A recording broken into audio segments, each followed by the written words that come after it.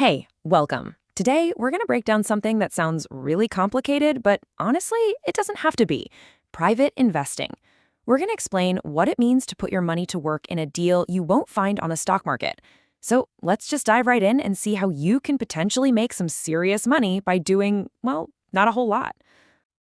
All right, let me just ask you this. What if you could invest $100,000 and then for the next several years do absolutely nothing? I mean, no managing, no late night calls, no stressful decisions. It sounds a little too good to be true, doesn't it? Well, let's see. Okay, so what if after those 7 years of, doing nothing, your investment turned into this number? $348,000. Now that gets your attention, right? Let's unpack what that number really is. Yep, that's the potential return on your $100,000 investment all over a 7-year period. So today, we're going to show you exactly how that's possible, what your part in a deal like this would be, and, this is the most important part, how your money is kept safe along the way. And to make it super clear, we'll use a real-world example, a deal to buy a group of already successful Dunkin' franchises. Okay, first things first. To really get this, you have to understand the two main players in any private deal. And the easiest way I know to think about it is this. In every single deal, there's a driver and there's a passenger. Let's figure out which one you are. Now, in the official lingo of private investing, these roles have names. We call them the general partner, or GP for short, and the limited partner, or LP. Sounds a little formal, I know, but their jobs are completely different, and knowing that difference is everything. So the general partner, the GP, that's your driver. This is the expert, the person with their hands on the steering wheel. The GP is the one who finds the deal in the first place. They run the entire business, they manage all the day-to-day stuff, they make every single decision, and they carry the biggest weight of responsibility. Basically, they do all the heavy lifting. And then there's you. You'd be the limited partner, the LP. So you're the passenger, and your job is really, really simple. You provide the capital, you do not manage the business, you do not make any of the big decisions, and, this is huge, your liability and your responsibility are limited. Your only job is to provide the gas for the car, the capital, and then let the driver take you where you need to go. Okay, I get it. Being the passenger might sound a little scary, right? How do you know your money is actually safe? Well, this isn't about blind trust. Your investment is protected by what I like to call legal armor. Look, this is absolutely key. You never just write a check to someone, cross your fingers, and hope for the best. That is not how this works. Every single legitimate private investment is wrapped up in a whole bunch of legal documents that are specifically designed to protect you, the limited partner.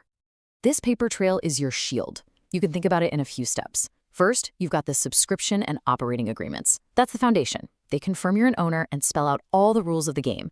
Then there's something called the PPM, which is just a fancy term for a document that's legally required to tell you every single possible risk. And finally, every year you get a K-1 tax form, which is your ongoing proof that you're a part owner and you're getting your share of the profits. And out of all that paperwork, the operating agreement is probably your most important piece of armor. This is the legal contract that makes some huge promises. It states that you, the LP, get paid before the GP does. It limits your potential loss to only what you put in. It says you're not on the hook for any bank debt. And it legally records your ownership, tying your money directly to real, tangible assets, in this case, 18 Dunkin' stores. All right, so we've covered the legal protections, which is great. But let's be real, no investment is completely risk-free. A smart investor has to understand what could actually go wrong. So let's just face those risks head on. But first, we gotta get on the same page about what risk even means here. Risk doesn't automatically mean you're gonna lose all your money, not at all. It just means there's a chance things don't go perfectly according to plan. Maybe the returns are a little lower one year, or the whole plan takes a bit longer. It's about variables, not a guaranteed disaster. So, what are the actual real-world risks for a business like this? Well, the stores could just have a slow year and make less money. An expensive oven could break and need replacing. A bad economy might mean fewer people are buying coffee and donuts. And of course, there are bank loans that always get paid back before any of the investors see a profit. But here's the thing. This is where a super important safety number comes in. It's called the Debt Service Coverage Ratio, or DSCR. It sounds complicated, but look at this chart. It makes it so clear. A DSCR of 1.45 means the business makes 45% more income than it needs to cover its loan payments. That's a huge safety cushion. It's a buffer that can absorb a lot of those risks we just talked about.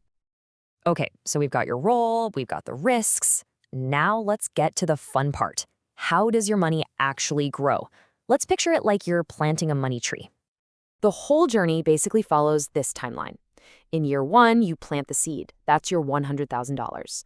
Then for the next 7 years, you get paid annual returns from the business. And then at the very end of year 7, the whole thing is sold, and that's the big payday. So during those 7 years, your money tree is actually producing fruit. This usually comes in the form of what's called a preferred return, let's say about 8% a year. Now, the key word there is preferred. It means you are entitled to get your 8% before the GP sees a single penny of profit. And if there's a slow year, it usually rolls over to the next. You're always first in line. Then, at the end of that 7-year period, it's harvest time. They sell the entire business. And the very, very first thing that happens, you get your original $100,000 back. Your initial capital comes back to you first, before any of the big profits get split up. And that brings us right back to that big number from the beginning. After you've collected your annual payments, after you've gotten your original investment back, and then you get your slice of the final profits from the sale, that's how your initial $100,000 could grow into a grand total of $348,000. That's the final harvest. Whew.